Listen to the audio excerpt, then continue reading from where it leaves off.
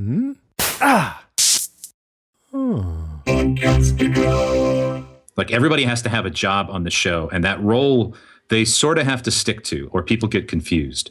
When you've only got theater of the mind happening, then people need to understand how to slot you in. And I can describe the average radio morning show in one sentence, and you're going to laugh when you hear this, but you're going to realize the truth in it. That any successful radio show has a dick, a dork, and a deer. Podcast Junkies, episode 93. In case you missed it last week, it was Memorial Day weekend, and it was another episode of Podcast Junkies Elsewhere. So last week it was the remarkable podcast with David Mooring, and I feel like he did such a great job. It's a relatively new show, but David handled it with such professionalism that I really enjoyed my experience. And when that happens, I sort of keep it in the back of my mind as something that I want to share with the audience at a future point in time. And last week was the perfect opportunity to share with you. I've gotten some good feedback on social media about the episode. You guys enjoyed it, and I'll keep doing that as I find myself on other shows. What I'm trying to make sure is that they don't repeat each other, and I've done this a couple of times already, and I think the topics I covered were different enough so you not feel like I'm just rehashing old material. I never want you to get bored with what you're listening to. So check that out, episode 92 with David Mooring, where he interviews me, and with each one of those successive Podcast Junkies Elsewhere episodes, you get to learn a little bit more about me and about my story, and hopefully it's something that you find entertaining, and any feedback you have on that would be very much appreciated. So this week, I speak to Tom Webster. If you don't know the name, you might know the company he works for. It's Edison Research. And if you're a statistics geek like I am, if you're a podcast junkie, then the combination of those two find a happy home at Edison Research. They're now one of the main places where podcasters go to figure out the state of the union, if you will, for podcasting. So I really was happy to connect with him. It's a conversation that's a bit shorter than the ones we've had in the past, but I think that doesn't mean that it's not chock full of information. We covered a lot of ground, and it's about 45 minutes. I really just wanted to open up the floor to Tom and let him share his knowledge. So you can hear that he spoke at length on some of the topics, and I was just really impressed with his grasp of what's been happening in the podcasting space. He's got 25 years in media and broadcast research. He's a lover of podcasting, and he's also a connoisseur of history, if you will. He's got some interesting examples of statistics and how they've gone wrong in the past, and why it's important to get your sample size right. He talked about the concept of never making false choices, which I thought was really, really interesting. And he also mentioned a couple of his most favorites interviewers as examples of people that are doing it really, really well. So this is a really, really informative interview. If you're a podcaster, you're definitely going to want to listen to this at least once, if not twice, because there's a lot of quote unquote knowledge bombs dropped by Tom. So I really think you're going to have fun with this one. So as always, stay tuned towards the end of the episode where I let you know what the retention hashtag is. If you're new to the show, that's something that longtime listeners can share on Twitter to let us know that you've made it to the end of the conversation. And also, we're going to talk about, give you a bit more information about our newest sponsor to the show, Cast Source. It's a fantastic transcription resource. I'll dive into more details about that. But in the meantime, I don't think I mentioned that my name is Harry Duran, and we do this every Monday. So tell a friend, and I hope you enjoy this conversation with Tom Webster. So Mr. Tom Webster of Edison Research and co-host of the Marketing Companion podcast, thank you for joining me on Podcast Junkies. My pleasure. I've never been called a junkie before, but if it fits. Would you consider yourself a connoisseur of podcasts? I don't know if I'm a connoisseur of podcasts. I've been listening to them for over 10 years now. I mean, probably a dozen years, about as long as I've been covering the space. So I don't know that makes someone a connoisseur, because I've ingested a lot of crap along with the good stuff. So I'm not sure how discerning I am, but I do love the medium. So I've heard a lot of them. Did you find that your tastes podcast related improved over the years? Because in the beginning, I imagine 10 years ago, you would have listened to anything you can get your ears on, so to speak. And with so much happening in the space in recent times, do you find that you're being more selective about what you listen to? I think I'm equally selective. I think podcasts have gotten better. The tolerance that people have for poor quality audio, poor production, is, I think, getting lower and lower. I think the standards in podcasting are getting higher and higher. And I think, if anything, I'm listening to a lot more podcasts now than I used to, because it was harder for me to find podcasts that were really great when I first started listening to them. Some of them were, but some of them were not. And I do think that standards have gotten a lot higher. Everybody's had to up their game a little bit. And if you're going to be successful in this space, you can't just talk about a subject that people may or may not have an interest in. You actually have to produce an entertainment, I think. And that is kind of the foremost goal that Mark Schaefer and I have when we do the Marketing Companion. It's to produce a marketing entertainment. It's kind of our unspoken tagline. But I think the content has gotten better. I think the fact that there are so many mass appeal podcasts available from kind of mass appeal content providers has been really good for the space, because it's kind of forced everybody to up their game. It's interesting, the importance that you placed on entertainment, because obviously the Marketing Companion is entertaining. From the episodes I've listened to, it really sounds like you and Mark are having a good time when you're on that show. And at the end of the day, when the reason we all podcast is because ideally we're doing something that we're passionate about, and we want to infuse our listeners with that same passion. And I think you guys do a fantastic job of that. I'm wondering if you could tell the story of how you met and connected with Mark. Well, I think, I first met Mark online, as I think many of us in this space have met each other. And 5 or 6 years ago, I used to write a lot more for my blog. My blog is sadly a barren place with tumbleweeds, which I put things on every couple of weeks or 3 weeks or so. But I was writing a lot back in those days, and Mark really liked my content, and I did a lot of guest posts for him. And we became friends through that. And then at South by Southwest about 4 years ago, Mark and I and my wife Tamsin had dinner together in Austin, and we just had a fantastic, all-night conversation. It was one of those great things at South by where you get away from the crowd, you catch up at a really nice restaurant, and you just sit and talk for 3 hours. And we talked a little bit about podcasts. Mark knew that I had covered the space as an analyst a lot, and if I'd ever wanted to do one, and I said, I just don't know if I want to commit to doing a podcast. I do love audio a great deal. I do love spoken word. I love interviews and things like that. And we just sort of filed that away, because I think Mark was toying with the idea of a podcast, but he wasn't sure what it would be about, because Mark's a big content creator. And then, it really didn't take long. At the end of that dinner, my wife said, this would be a good podcast. Like what? She said, the conversation you two are having right now is hysterical and riveting and interesting and entertaining. It's like, this would be a good podcast. And then about a month later, Mark wrote back and said, I've thought about this a lot. I'd like to do a podcast, but I'm not going to do it unless you would do it with me. And I said, sure, why the hell not? And that's how the Marketing Companion was born.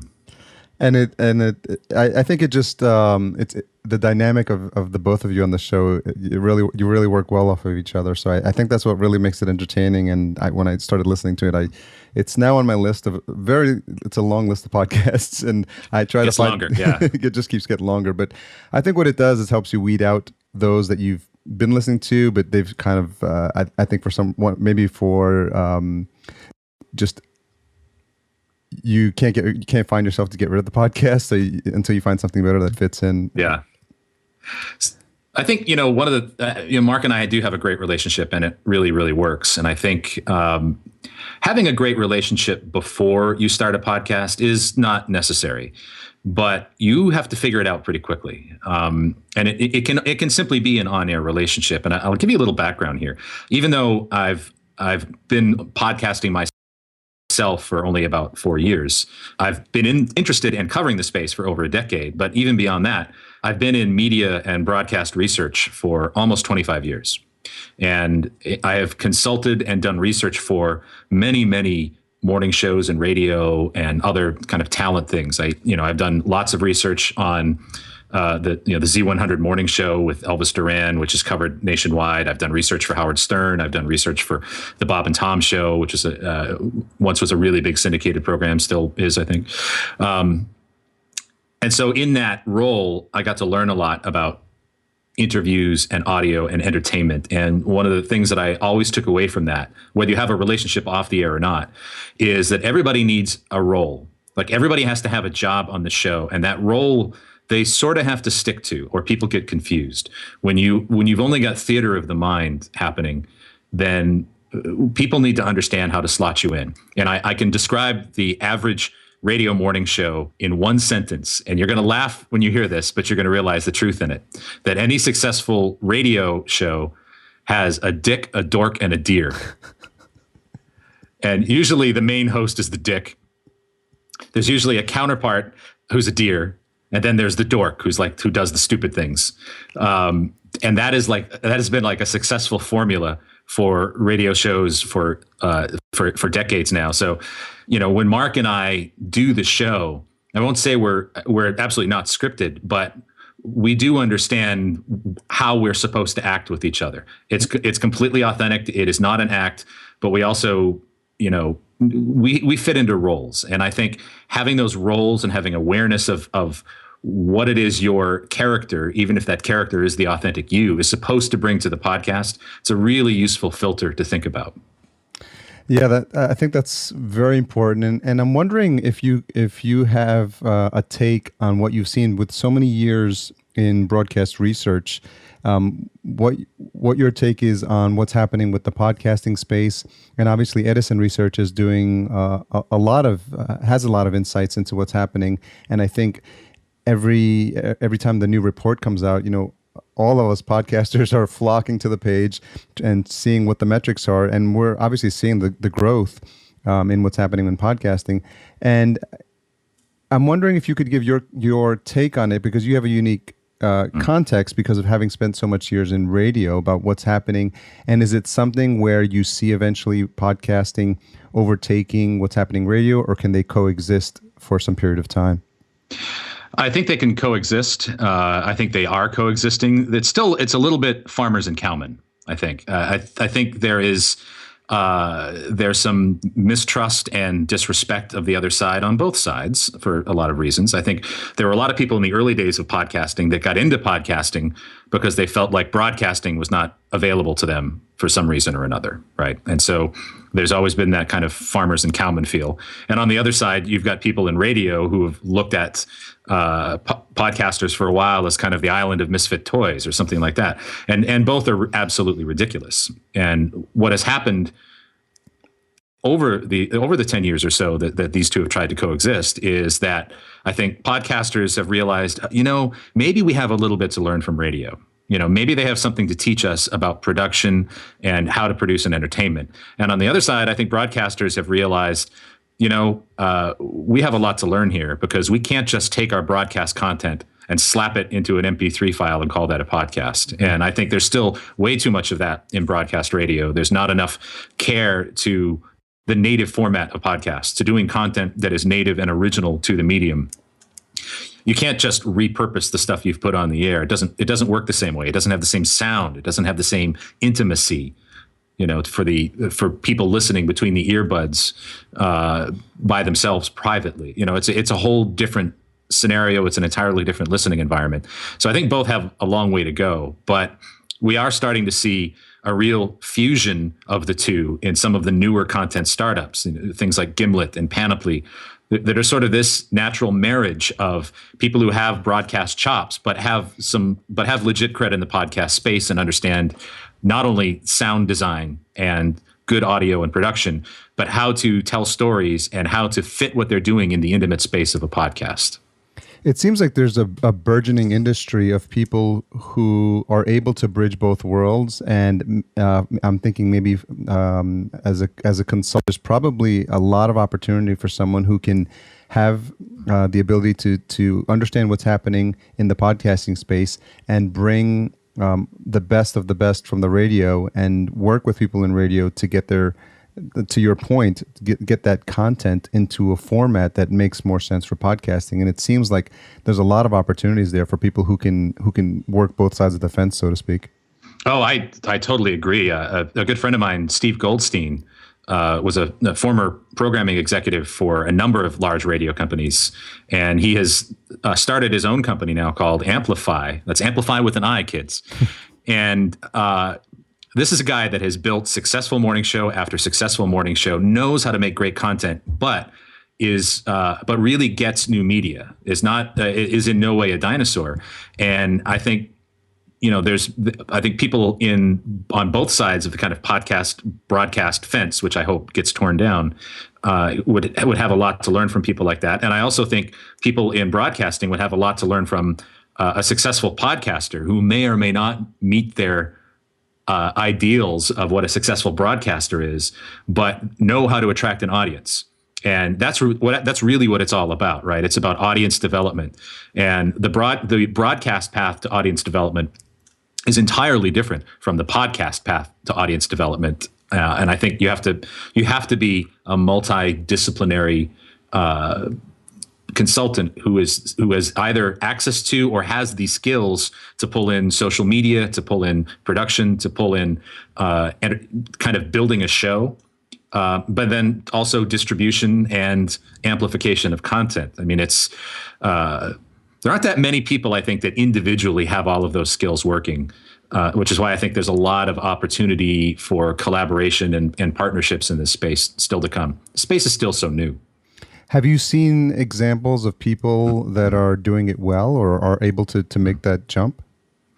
Yeah, I mean, I think what's interesting about, and we have a lot of clients in the space. I mean, we work for Podcast One, we work for NPR, we've done research for BEZ, it was in Chicago, which produces This American Life and Serial, WNYC, CBS, and some others. And I think what is happening here is that there are people getting involved that know how to build really big shows, and they are starting to get the format. And, if you look at Podcast One this year is going to bill tens of millions of dollars. They're going to bill a significant portion of what the entire space is billing. And they've been able to do that by, I think, very smartly bringing together people who already have a passionate social audience. Right. I mean, they've recruited Shaquille O'Neal. They've brought in Nicole Polizzi, the woman formerly known as Snooki. They brought in a number of pro wrestlers that have just cult-like rabid followings.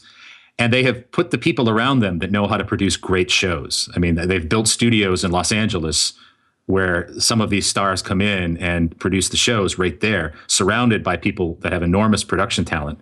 And they're producing content that is native to the format, that is making podcasting accessible, available, and interesting to a whole new audience of people. That here, I mean, when podcasting first started, it was very techy, very technically oriented and in content. And so it was, primarily a male kind of 25 to 44 affluent kind of medium. That's evened out considerably. Yeah. And that's just content driven. And now you have some very successful podcasts that have grown up and with, significant audiences in a very short period of time because of this ability to think out of the box and kind of build something new for this new medium. What I thought was interesting in one of your episodes with Mark, you were talking about the focus group you had with Millennials, and you were a bit surprised because you said there were a percentage of those who didn't know what a podcast was, and they, I think in your words, they didn't feel like messing around with it. Yeah. And I'm wondering if you could elaborate on that or what you've seen in terms of, because you did mention new listeners earlier, about how we bring those into the fray. Yeah. Well, I think there's, every time I mention this, I take actual fire from people who've been in the space a long time about the name. And I've never suggested that we change the name ever. That's never what I've said. In fact, if you call your show a podcast, you keep calling it a podcast. But I do a lot of research. And every time I do a study or do some qualitative, there will be people who either don't know what a podcast is or have heard it, but say, but I don't know how to access them, right? Or I don't know how to use them. And, and again, you'll probably, there may be hateful emails coming in on this show when I say this, but let me ask you, have you ever had to explain to someone what a podcast is? Definitely. Have you ever had to explain to someone what a show is? No. I rest my case. Now, like I said, the name is the name. I have never suggested an alternative to change it to, but there's no question that there needs to be some education there. And I think there are a lot of voices in podcasting. Those voices don't always agree.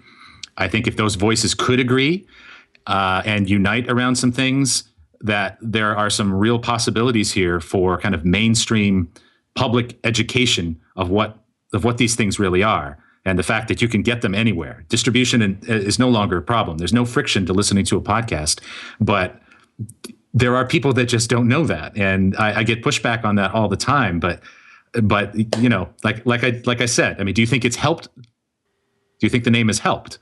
I mean, anytime I ask that, like, you have to think about that for a minute, right? Yeah. It's not, you don't just fire back with an argument. So that's about all I'll say about that. You mentioned distribution is not a problem. Do you think discovery is a problem still? I think discovery is a huge problem, just a huge problem. You still, whatever I am asked, and I am not a podcast consultant, I am a consultant on consumer behavior, on the people that are listening to your shows, right? But whenever I am asked how to build a successful podcast audience, my response to them is, step one, already have an audience. Because it's really, really difficult to build a podcast from scratch. It's really difficult. I think if you already have an audience, then that audience, there's going to be a percentage of that audience who desires a deeper relationship with you. And that's what a podcast does. Mark has, millions and millions of page views on his blog. There is a percentage of those people that feel really connected to Mark and really feel connected to me. And this is their opportunity to get that deeper engagement, deeper involvement. And, they really are. It's not so much that we created rabid fans with the podcast. We aggregated the most rabid of existing fans with the podcast. So, it is difficult to build a podcast audience. So that being said, I imagine you get asked a lot about any advice you would have for people that are starting a podcast. So is there any guidance you can give, given what you've just said, for someone who may not have that strong of an audience to start with? Yeah, I mean, I think you have to understand what your skill set really is, right? If your skill set is that you are a subject matter expert in something, that doesn't necessarily mean you're good at podcasting. Right? It just means that you're a subject matter expert. And the universe is full of people who are brilliant, who cannot translate their ideas into audio form. So my suggestion always is to figure out what you're good at. If you think you could be a good interviewer, then study the greats, right? I mean, to me, the two greatest interviewers I have ever heard in many, many years of listening to the genre are Larry King. And I'm actually not talking about television CNN Larry King. I'm talking about Larry King when he used to have an overnight radio show. You could not turn it off. I mean, he never mailed that in. He was a brilliant questioner. And then the other one is Howard Stern. Howard Stern can, whether you are a fan of his content or not, listen to his interviews, because he can disarm a subject so quickly and get them to say things deep and emotional and unguarded like no one you've ever heard. So if you're good at interviews, do that. And I think Mark and I realized that's not what we wanted to do. What were we good at? Talking to each other. That was it. So that's what we do, right? If you figure out what your skill set is, and don't be afraid. And I know this is a long-winded answer, but I'm hoping there's something in here for everyone. Don't be afraid to be scripted, right? If you think about the shows that are just doing really, really well right now, you look at something like Startup, right, with Alex Bloomberg. That show is scripted. I mean, most things that you hear coming from public media, they're very scripted. Why don't they sound that way? Because they're good, right? But if you're not great at improv, don't do it. That's a long-winded way of saying figure out what you're good at and do that thing, and don't try to emulate somebody else if it doesn't feel right. What are your thoughts on someone like a Charlie Rose or Terry Gross? I love them both. I think they're both fantastic interviewers. It's a funny shift, and I'm not sure I can articulate this very well, Harry. But to me, I'm sure I would enjoy the Charlie Rose show as a podcast. I would feel like I'm hearing the audio of a television show instead of eavesdropping on a really great conversation. I don't know. It's a very subtle shift there, and I'm not sure how to really get after that. But I think there is something to just knowing in the back of your mind that I am speaking to one person who is listening to me in headphones, as opposed to I am broadcasting out there to millions.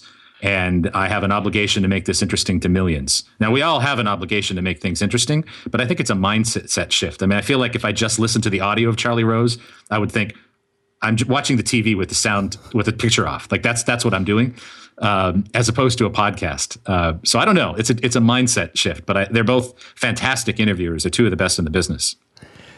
It's a very interesting distinction that you made, because a lot of what some of the best podcasters do is they never forget the fact that there's a listener who is the third party in our conversation, and always make sure to use language that's inclusive and not feel, to your point, that it's something where they're looking from afar, but more like it's the three of us and we're at a bar and they just happen to be listening to us having the conversation. So it's something to always be cognizant of. I know there's a famous podcaster that actually puts in his avatar on a wall, and he is always looking at it as he's doing his show. It's a reminder that I'm speaking to one person, and he focuses his language and the words that he uses around that. It's easier said than done, and I imagine we just get better at it over time. Yeah, I think so. I think it really helps to also think about the fact that if you're doing a show with somebody else, and you might have lots of inside jokes and location jokes and things like that with that person that are hilarious to people around you, they're not on the podcast. Like anytime you say something on a podcast and you say, oh, well, you had to be there, just don't say that thing. Like, it's not going to translate, right? And the other thing I think that really helps is to pretend that pretend you know nothing. And also to assume your audience knows nothing. That does not mean to underestimate your audience. That does not mean to talk down to your audience. What that does mean is if you take on the mantle of I know nothing, I just don't know a thing, you're going to ask really good questions. You're going to ask the questions that your audience would ask. I'm not sure what that means. Like, maybe you know what that means when someone that you're interviewing rattles off a term or a concept and you're like, yeah. We all know that. Well, we don't all know that. And so I think if you act like you are a teenager hearing that who has nothing to do with podcasting, and you just say, well, back up. What do you mean by that? That makes for riveting audio. And by the same token, when you are talking about things, I'm not saying you should assume your audience is not intelligent. Your audience is very intelligent. It would be criminal to underestimate them, but never assume that people are tracking an audio with your brain. And so it never hurts to sort of explain something very simply as just to give people some time to catch up. If the audio is just like one like nonstop withering torrent of glossed over things, it's fatiguing, and just give people a chance to catch up, understand simply what it is that you're saying, and then you can build upon that. And I think that's really key to making your podcast not sound like it's an inside joke or you had to be there or you have to know something to enjoy it. Yeah, because then the listener feels like they're left out of the conversation. You mentioned podcast one, and I interviewed Jordan Harbinger from The Art of Charm. Yeah. He does a really good job of that. And he does a great job. He always comes back and says, I don't understand what that means. What's that acronym? And every time I listen to his show, I'm reminded that I should constantly be on the lookout. Or on the hear out. I don't know if that's on the hear out. Yeah. I'd say the thing I love about Jordan, and I've not met him personally, although we've interacted in a kind of a speakers group on Facebook, is that he is always eager to learn. I mean, I think there's this great book by Carol Dworkin called Mindset, where you have sort of two mindsets that people have: a fixed mindset or a growth mindset. And I think Jordan has a growth mindset, and I think because he has that genuine curiosity and that genuine, I don't know everything here, I'd like to know more. That makes a fabulous podcaster. I think that invites people in and doesn't bring up barriers to put people off. I think I sometimes think I put up barriers all the time like that, because I'll go off on a fast talking articulate tangent, and what I have done is sort of exclude people from what I'm doing, and so I'm guilty of that. I think Jordan does a really good job. One of the things you mentioned in terms of keeping the listener engaged was to just be yourself and bring your own personality into it, not to the point that you're excluding people, but I come back to the fact that you really seem to be having a lot of fun, and it seems like it's your innate nature to just joke around and just have make witty observational comments. And I'm wondering where that came from your background. Did you study improv or anything like that? I did not. No, I did not study improv. I have never really worked in the radio business on the talent side. But what I have done, I'm a researcher, right? I mean, that's my day job. And so I've spent 20 years presenting numbers to people and understanding that numbers are a very difficult thing to present to people. I was at a conference yesterday where the first two talks were this barrage of statistics.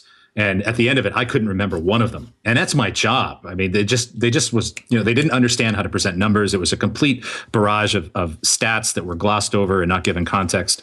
And so what I have is 20 years of getting up in front of people and understanding that A, they have to be engaged with what I'm saying. B, they have to understand the concepts that I'm talking about, both from a literacy standpoint and a numeracy standpoint. And C, I'd like to be asked back every once in a while. And so it's honestly just been repetition. It's not like I read a textbook. It's just been getting up in front of hundreds and hundreds and hundreds of audiences and clients and figuring out what works and figuring out what doesn't. It's evolution, if anything. You mentioned what not to do by seeing the people who are in front of you and them not having the understanding of how to present numbers. So I'm wondering if you could give a couple of pointers, given that this is what you do and you seem to do it very well. If someone is going to present something that's like a dry subject, like statistics, is there a good or a best way to go about that?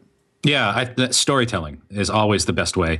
And I'll give you an example. It's something that I have to explain all the time, right? Yeah. So the infinite dial is our gold standard media study. It is accepted as currency in ad agencies, media buyers all across the country. It has been for years. Whenever we do that webinar, we get thousands of people sign up in the advertising and marketing world because it's, we like to think it's really currency in that space. It's a sample of 2,000 people. Now, we spend a ton of money in hard costs. I mean, almost six figures in hard costs on that sample of just 2,000 people. It's cell phone sampling, it's mobile, the technical term for it is probabilistic sampling, which means that everybody in America has a equal non-zero chance of being selected, which you can't say if you just put up a survey on Twitter or something like that, right? So it costs a lot of money, and people will, some people will come back and say, well, that's just 2,000 people. I have 2 million people web hits that says this, or we have 20 million listeners and that says that. And so there's a statistical way I can answer that, but I have to tell stories for people to understand that, right? I mean, if I were to ask you what's better, who do you think is more popular, chocolate or Kim Jong-un, right? 25 kindergartners would get the right answer. But 2 million North Korean men ages 18 to 34 would get the wrong answer, right? There's all kinds of, another story I like to tell is the story of the 1936 presidential election. And again, I'm getting across a very complicated statistical concept here, but I tell it through a story. The 1936 presidential election, there was a magazine called the Literary Digest, which every election did what they would call a straw poll. And they would basically survey their readership their database, the people who had subscribed to any of the magazines in their coterie of magazines. And so in 1936, they conducted this straw poll, and it ended up being the largest survey in the history of America, other than the census, still is. They had 40 million people respond to it, right? And the results were that Alf Landon was going to be the president by a landslide, Kentucky Governor Alf Landon. And there was this one pollster named George Gallup, the name may sound familiar to you, who did a sample of 1,000 people. It was either 1,000 or 2,000, I forget, and said, I don't think that's right. I don't think that's right at all. And it ended up that FDR won in a landslide because those 40 million people were subscribers to the Literary Digest and other magazines in that family. They were well off, right? They all had telephones. They survived the Great Depression. But millions and millions and millions of voters in 1936 were not subscribers to Literary Digest. And George Gallup talked to them too. And so that's, again, a long way of saying that it's storytelling. It's all about finding the right analogy. It's all about finding the through line in a narrative that is not related to numbers, that will help people understand the concept behind the numbers. Do you consider yourself a student of history? I do. Well, we do a lot of political work at Edison. We're the sole providers of the exit polls during all the elections. So if you've ever watched television on the night of a primary, or this coming November, if you watch TV, it doesn't matter what channel you watch, all of the exit polling data comes from us. So we have this, we've done that for 13 years now, I think. So we have this kind of rich mine of political stuff. But I am a student of history. Well, there's the phrase of those not understanding history are doomed to repeat the same mistakes. Yeah, condemned to repeat it, and we I think will continue to do that. I think that is law. I don't see that ever changing. One of the things that you picked up on in the Infinite Dial report was that podcast listening showed sharp gains on a monthly basis, and I think it was 17 to 21%, and then weekly 10 to 13. Yeah. Was there anything else in the report that was a surprise to you? Yeah, I mean, one of the things that a couple of the data points that we put out in the podcast consumer report, which we just put out last week, was a stat about the dominant modality through which people listen to podcasts now. And I want to be very careful with the wording here.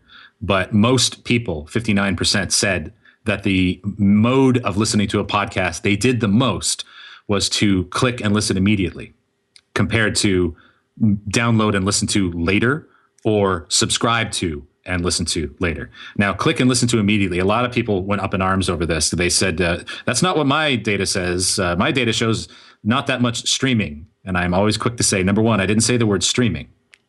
I said, click and listen to immediately. Now, to your server, that might look like a progressive download. To your server, that might look like a stream. I don't care about that. That's engineering talk. What I care about is what consumers think. And the second thing I would say is you don't have listen data. Your server does not show you listen data. It shows you downloads. This question was about listens. But I think the fact that most people tell us that most of the time they're clicking on a podcast and listening to it immediately is, maybe that can be challenging to some old line podcasters, but more and more new content, that's exactly how it's being consumed, even to the extent of being streamed, right? You have Pandora with podcasts now. Like when Pandora has a serial or This American Life, that is a stream, right? That's going to open up a whole new audience. All of that's really good news for podcasters. And the other thing that we reported was that for people who do download and listen to later, which is still a significant percentage of people, the overwhelming majority tell us that they listen to the show within 48 hours of downloading it. And again, and in fact, most within 24. And that's, again, very important for podcasters, both of those facts, because what those facts imply to ad buyers is that, you know what, I'm pretty sure if a podcast gets downloaded, it's being listened to. And I'm pretty sure if it gets listened to, it's listened to within a day or two of being downloaded, if not immediately. So I can talk about a monthly sale, or I can talk about, tune in on Monday night to Fox TV or whatever. So it opens up a whole new universe of advertising opportunities for podcasters if ad buyers understand that this isn't just evergreen stuff that sits moldy on someone's server, but that, people listen to this pretty quickly. So those are important things. So that being said, is there some guidance you would give podcasters about where they should be directing their listeners to consume their show? No, I think you need to be everywhere they are. You're not going to train people, And again, every time I've had the name debate with people, I always say, if you're calling your show a podcast, keep calling it a podcast, because that's what your audience knows. You'll never change consumer behavior. That's not the question you asked me. So no, I think you need to be where they are. I mean, I think you can. And again, things change an awful lot, right? If you started podcasting 10 or 11 years ago, or even 8 years ago, maybe had a successful tech podcast, a successful social media podcast, overwhelmingly people are going to iTunes, finding your show, subscribing to it or listening to it. And then later that became the iOS app. But that not only is that ecosystem of the player broadening, but you also have things like public media. And I can tell you for a fact that a significant percentage of listeners to NPR-produced podcasts, they're listening to them by going to npr.org and clicking on the link to listen to it right off the website, like it's on their desktop. And if you are listening to Naturally Nicole, the Snooki show, like the people are listening to that because she tweeted out that she has a new show. She's got millions of followers on Twitter. That link is to a direct download / play of the MP3 file. It's not going through iTunes at all. So that's, the iTunes music, the iTunes ranking is not catching that kind of listening. So where people find you is changing, but you have to be wherever people are as best you can. That's a good point. Shifting gears to marketing, one of the topics you covered with Mark was that you mentioned that you'd like to see more curiosity from marketers and more critical thinking. And I think one of the things you talked about was less, I think it was in the context of brand bullying. So I'm wondering if you could talk a little bit about how people who are marketing services via their podcast, if there's any guidance you can give as to what they should be thinking about how they're presenting their offer to listeners in the show. If there's any, there are a few drums that I have beaten consistently throughout my career. And one of them is to never make false choices. Like anytime someone asks me, would you do this or this? I will say yes, as much as possible, right? And I think the thing to remember is that you have a number of different, your audience, think about it like a dartboard with concentric circles, right? There are the people in the middle, and they're the people that listen to your show, every show, and they interact with you. They send you emails, they leave you blog comments, right? And that's mostly what you're learning from. There's another concentric circle outside of that, and these are the people that never miss a show, but never talk to you, right? You don't know anything about them. And then there's another circle of people that occasionally listen to your show. And then there's another circle of people that would probably be interested in your show, but have never listened to it for some reason. And every one of those audiences is completely different. But all you ever hear from is that central audience. And if you continue to please that central audience, what you end up doing is over-optimizing to a smaller and smaller core that is potentially very left of center or right of center or very far away from where you started. And I think you have to be very careful about that. You always have to consider that larger circle because, I call it shark attack thinking, because anytime in the run of a summer, as soon as you hear 3 stories about shark attacks, every newspaper runs stories about shark attacks on the rise. No, they're not. There were 3 of them. There could have been a gazillion of them, but there weren't. There were 3 of them, but you sort of can't stop thinking about, oh my God, shark attack, right? There's so many this year. And that can happen, I think, when you only look at what your core audience is telling you. And so the part about being curious is finding ways to communicate with the other concentric circles. Even the people that have never listened to your show, find out where they are, what they're talking about. And you may find that they are talking about and caring about things that are entirely different from what you do on your show. And then you have to make those decisions. But focusing on your core has positives and it has negatives. It has positives in that you can continue to make that kind of tribe thinking, that tribe very, very happy. But what you don't know is like who's falling off and why did they fall off, and where are you really moving the show. So I try to encourage people to always have that dartboard in their mind and realize that hitting a bullseye may not be the center of where they want to be.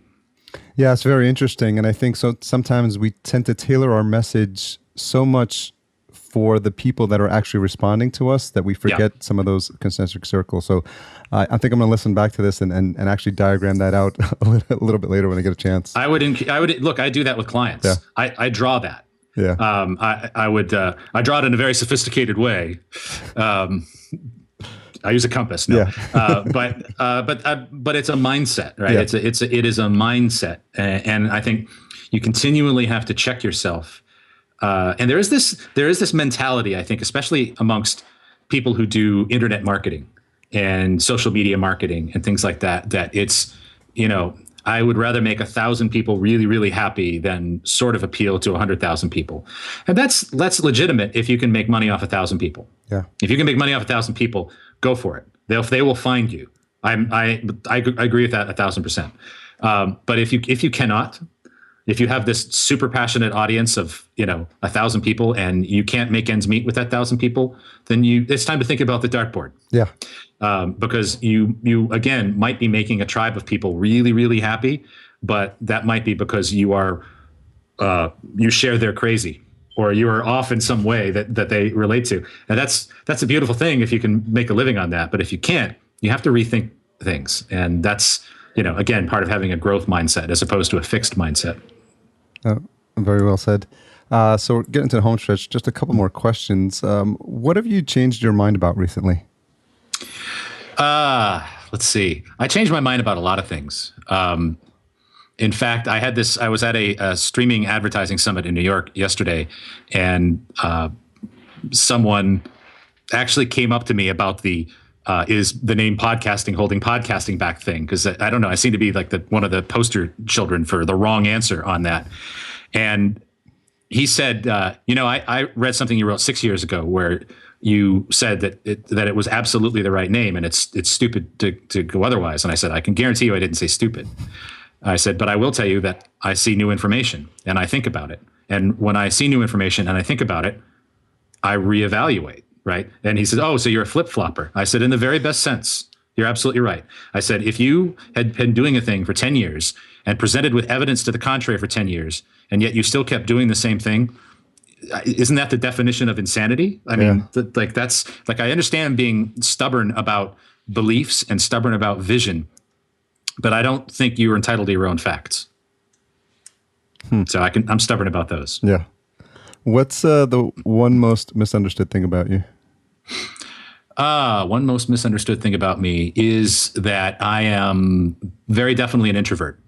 And I think that people that have seen me talk would say, no, you're not. Like if you've been to one of my talks, but that's not really what introvert means. Introvert doesn't mean shy. Introvert means that it's exhausting. Doesn't mean I can't do it.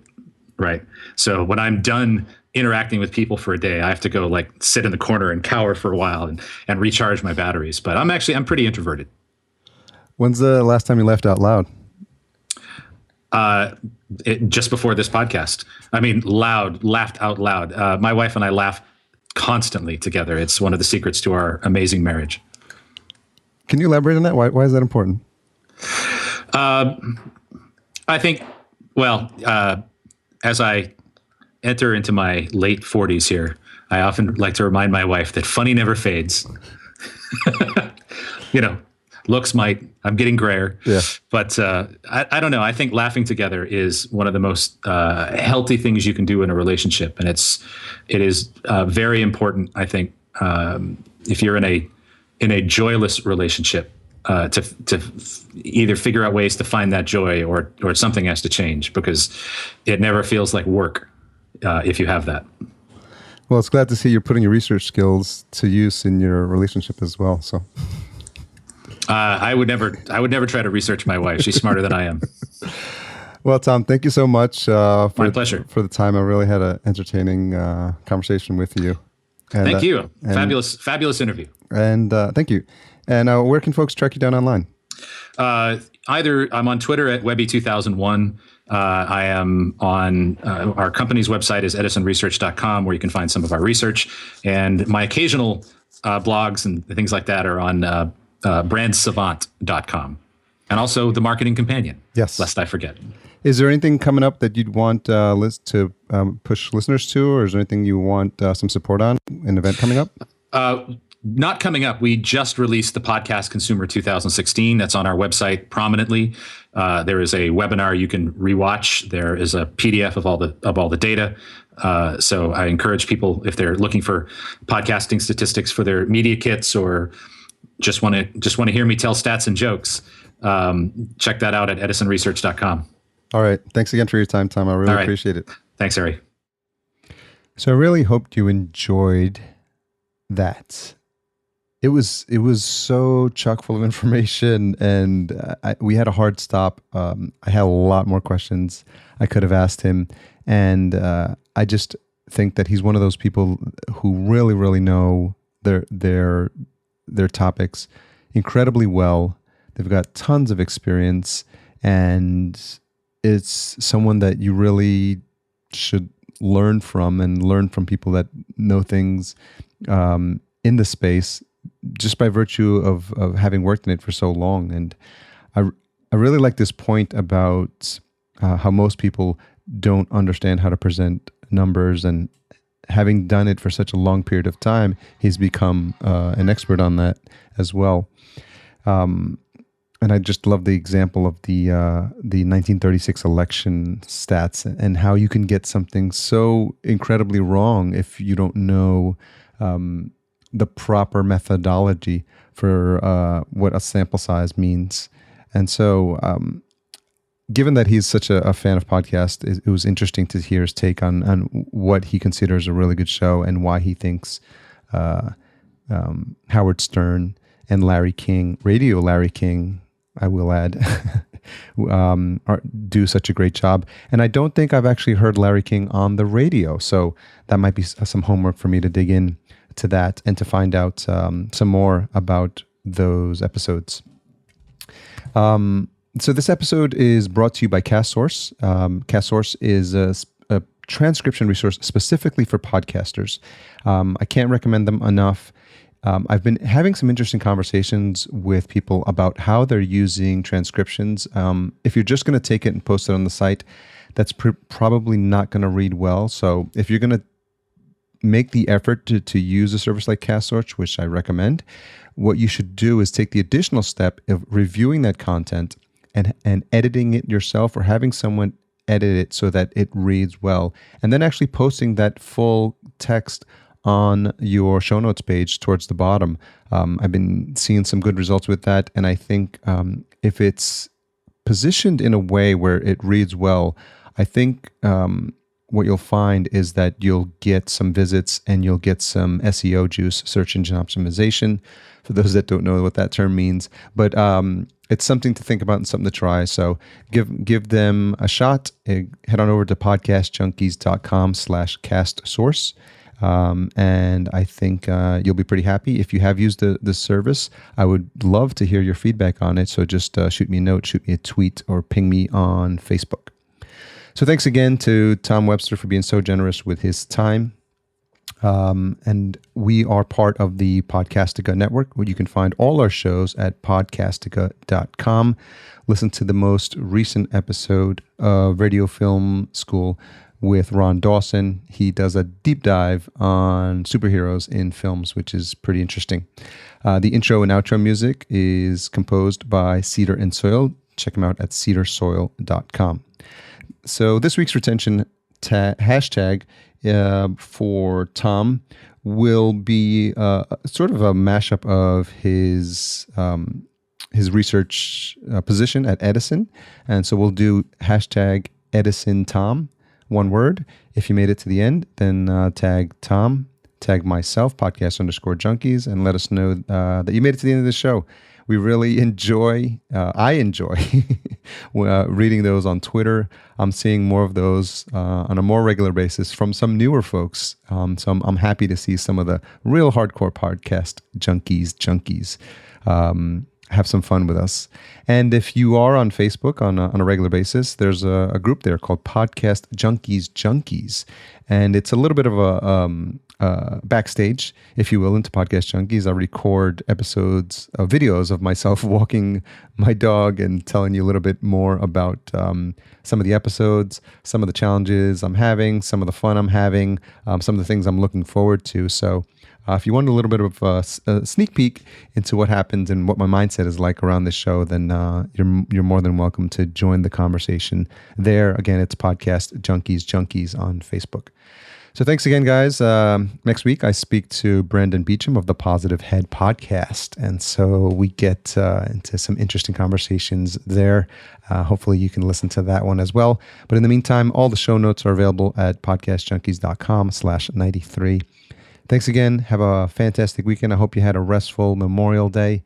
And as always, I'm so happy when I'm able to engage with you either through the newsletter, through Twitter, through Instagram, through Facebook. I'm on those all the time. And I know that most of you have a preferred platform. So feel free to use the one that makes you the happiest and the one where I can get to speak to you the most. For those of you that I'm going to be seeing at Podcast Movement, if you haven't bought your ticket, you should do that. I think we're going to try to have a little get together and onward and upwards to episode 100. And no, I still don't know what I'm going to do. So maybe you have some suggestions. Let me know. That's it. Signing off. Love you guys. Have a fantastic day.